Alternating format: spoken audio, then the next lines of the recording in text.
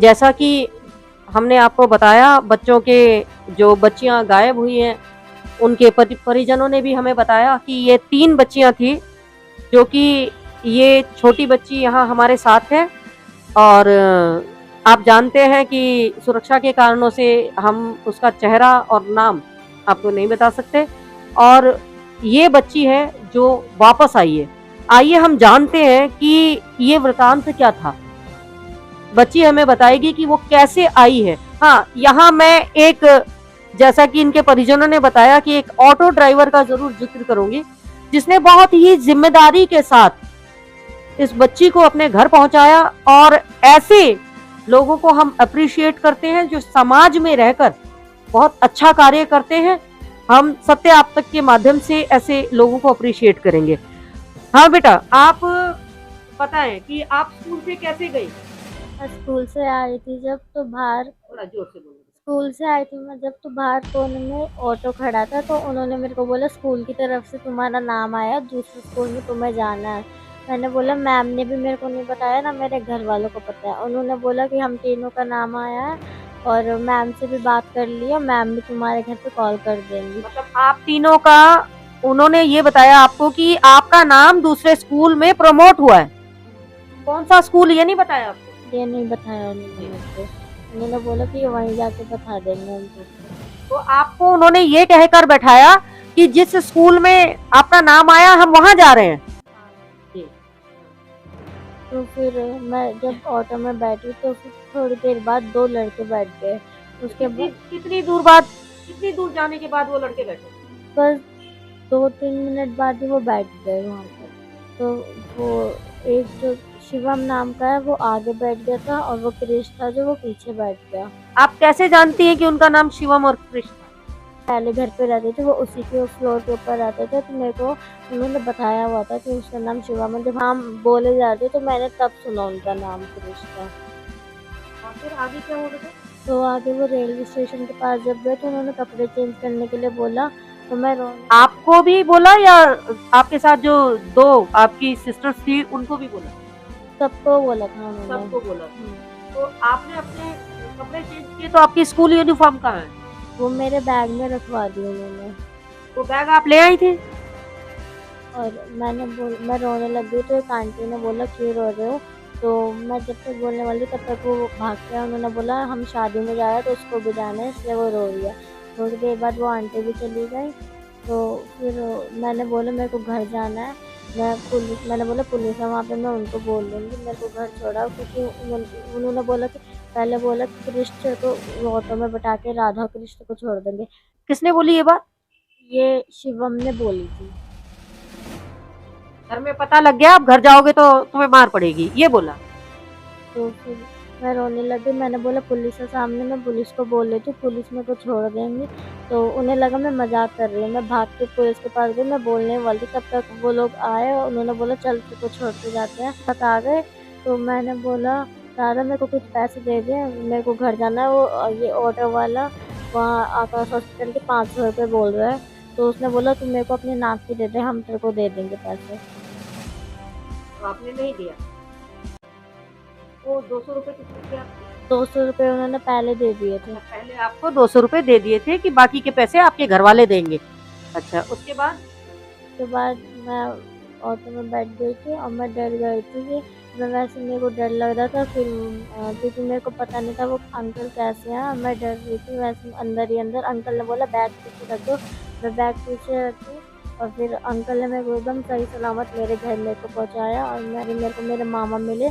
मैंने बोला अंकल यहीं पे रोक दो, मेरे मामा है यहाँ पे। फिर मेरे मामा से मेरे सारे जो घर वाले रिश्तेदार हैं उन लोगों ने मुझसे पूछा वो लोग कहाँ हैं। उन्होंने मेरे को बोला था कि वो हैदराबाद जा रहे हैं। अब ये थी बच्ची जिसने हमें बताया है कि किस प्रकार से ये बच्चियां गई। यहाँ गौरतलब बात ये है कि उन बच्चियों के साथ 2 लड़के हैं, एक का नाम शिवम है और दूसरे का नाम कृष है।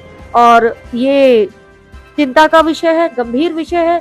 2 नाबालिग बच्चियां जो अभी भी घर से बाहर हैं, और बाहर हैं तो आप जान सकते हैं अनसेफ है वो, और उनको वापस लाने की जिम्मेदारी पुलिस की है, प्रशासन की है। हम सत्य आप तक के माध्यम से अपील करेंगे पुलिस से, प्रशासन से कि जल्द से जल्द इस मामले पर संज्ञान लेते हुए इस पर कार्रवाई करें और बच्चियों को जल्द से जल्द उनके परिजनों के हवाले करें, उनके पास पहुंचाएं। हमारी बेटी जब घर नहीं पहुंची थी, जब ये बच्चे गायब थे, तो हम सबसे पहले थाने ही पहुंचे। स्कूल से जैसी हमारी बात हुई, जब आपकी बच्ची नहीं आई थी, नहीं आई थी जब, तो हम जितने भी अभिभावक हैं सबके सब हम यहाँ हमने जो 112 है 112 पे कॉल किया, वहाँ से गाड़ी आई, वो हमें बिठा के ले गए जो हमारा क्षेत्र का थाना लगता है बिंदापुर, वहाँ पर हमें छोड़ दिया। हमें लगा कि चलो जब इतनी फास्ट 112 की सर्विस है तो हो सकता है कि इस केस में बहुत जल्दी सुनवाई होगी।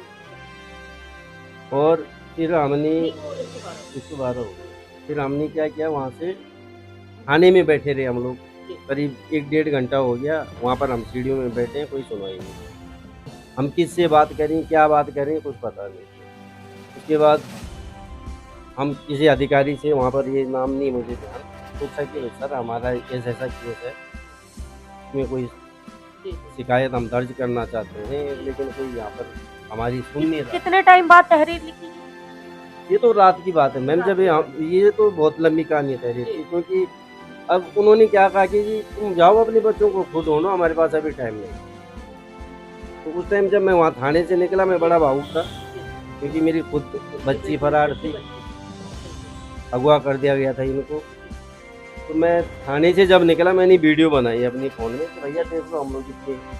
उससे फिर मुझे क्या लगा कि मतलब अब कहीं कोई सुनवाई नहीं होने वाली कि भाई खुद ढूंढो। हम तो निकल गए फिर थाने से, फिर हम यहाँ गलियों में भटकने लगे, जहाँ जहाँ हम जा सकते थे वहाँ पहुँचे, लेकिन जब कोई पता नहीं लगा तो हम लोग एकदम निराश हो गए। फिर हम यहाँ पर जो हमारे निगम पार्षद हैं उनसे संपर्क किया, पवन राठी जी से। उन्होंने भी हमें आश्वासन दिया कि मैं फ़ोन करता हूँ थाने में, आपकी FIR लॉन्च हो जाएगी। तो उनको जो हमने डिटेल्स देनी थी, जो बच्चे फरार थे सारी डिटेल्स उनको भी भेजी है हमने अपने स्तर पर। हमने जो बच्चियां गायब थी, सब जितने भी बच्चे गए थे, हमने अपने स्तर पर पूरा प्रयास किया कि हमारे बच्चे कहीं से मिल जाएं। फिर शाम को 4 बजे के अकॉर्डिंग, 4:30 पौने 5 बजे के टाइम पे हम दोनों, ये मेरा भाई है दूसरा वीरेंद्र, और मैं, और तीसरा भाई हमारा ये सुरेंद्र, हम तीनों निकल रहे थे। तो उतने में मेरी बेटी ऑटो से आ गई। हम अपने घर पे भी नहीं थे, हम बाहर इधर ही थे, मतलब राठी जो पवन राठी जी का ऑफिस है उसी रोड की तरफ हम लोग जा रहे थे। अब जब मेरी बेटी ने उसको देखा वीरेंद्र को, तो उसने ऑटो वाले को बोला मेरा मामा जा रहा है। तो इसने आवाज़ लगाई कि मामा मामा। ऑटो वाला वहाँ पर रुका, उसने फिर आवाज़ लगाई, तब तक हम लोग भी पीछे से तो उसको दिख गई। तो मैंने ये देखा कि इसकी बच्ची के कपड़े चेंज हैं। मेरा दिमाग तो पहले वहीं सुन हो गया कि मैं क्या करूं, ये तो स्कूल गए थे, ऐसे कपड़ों में ये कैसे आ गया। तो मैं वहाँ पर जो ऑटो वाला था उस भाई से पूछा तुम कहाँ से लाए हो। उन्होंने बताया भैया मुझे नहीं जानकारी, मुझे ऐसा पता होता है कि ये केस है तो मैं वहाँ स्टेशन पे हल्ला मचा देता, मैं उन बच्चों को भी पकड़ के लाता। ऑटो वाला वो बहुत अच्छा आदमी था, उसने सलामत हमारी बेटी को हम तक पहुँचाया। फिर मैं घर भी नहीं ले गया अपनी बेटी को, मैंने अपनी बेटी को वहीं से उसी ऑटो में, मैंने कहा भैया आप ऑटो को थाने की तरफ ले चलो, जो हमारा थाना है बिंदापुर। फिर हम ऑटो को, वो इनको ऑटो में बिठा के, जितने भी अभिभावक थे उसी ऑटो में हम लोग थाने निकल गए।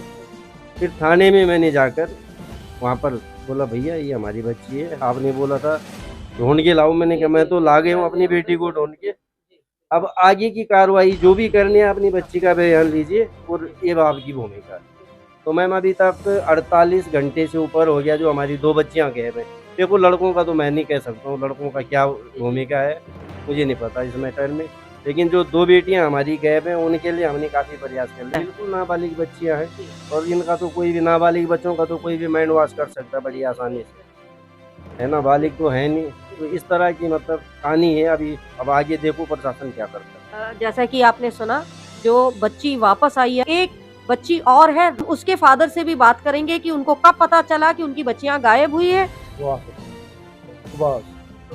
ये आपको कैसे पता चला, कब पता चला कि आपकी बच्ची जो है वो घर नहीं पहुंची है और गायब हो गई है? आज जैसा कि उन्होंने बताया 48 घंटे से ऊपर हो चुके हैं आपकी बच्चियों को गए। हाँ, तो कब पता चला आपको?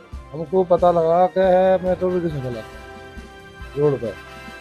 तो मेरी बहू का फोन गया कि पापा राधा नहीं आई, राधा नहीं आई। तो मैं गया, गाड़ी छोड़ लेके घर सीधे ही आया। ये आया कहा जहाँ सहयोग घर तो सारे ही मिल गए लोग। जो ये लोगों ने भैया ने बोला है, यही कहानी मेरी बेटी के साथ है, नाबालिग है 13 साल की लड़की। तो बच्चा तो मेरे साथ चलने लगे, पैरों पे जाएगा तो कोई भी ले जाएगा उसे बहका। शिवम, आप उनके फादर हैं आप, तो आप क्या बताना चाहेंगे? लड़का कब से गायब था? लड़का सुबह मॉर्निंग वॉक के लिए बोल के घर से निकला, जी वो वापस घर नहीं आया। जी। फिर हमने खोज किया, खोज के लिए निकले, जी तब फिर और भी आदमी मिले, वो लोग बताएं जो हमारी लड़की गायबे हैं। जी फिर सब लोग मिल के खोज किए, बाद में एक लड़की वापस आया, फिर मालूम चला कि जो वो लोग स्टेशन पे जी हमें वापस कर दिया और वो लोग स्टेशन पे कहीं गए। जी फिर हम लोगों ने पुलिस वाले के पास गया, जी FIR कराए।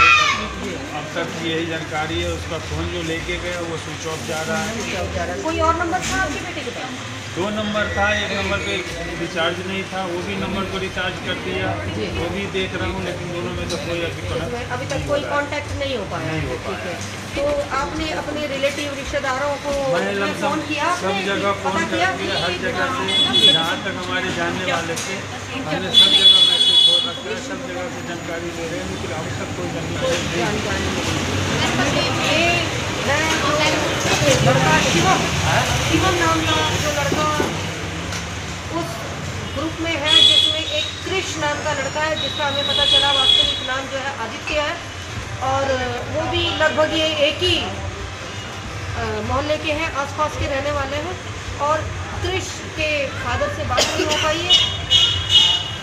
शिवम के फादर ये हैं जिन्होंने बताया कि उनके बेटे के गायब होने के बाद वो पुलिस को पूरा कोऑपरेट कर रहे हैं, सहयोग कर रहे हैं। हम उम्मीद करेंगे कि बच्चे सकुशल जल्द से जल्द अपने घर वापस आ जाएंगे। धन्यवाद। आप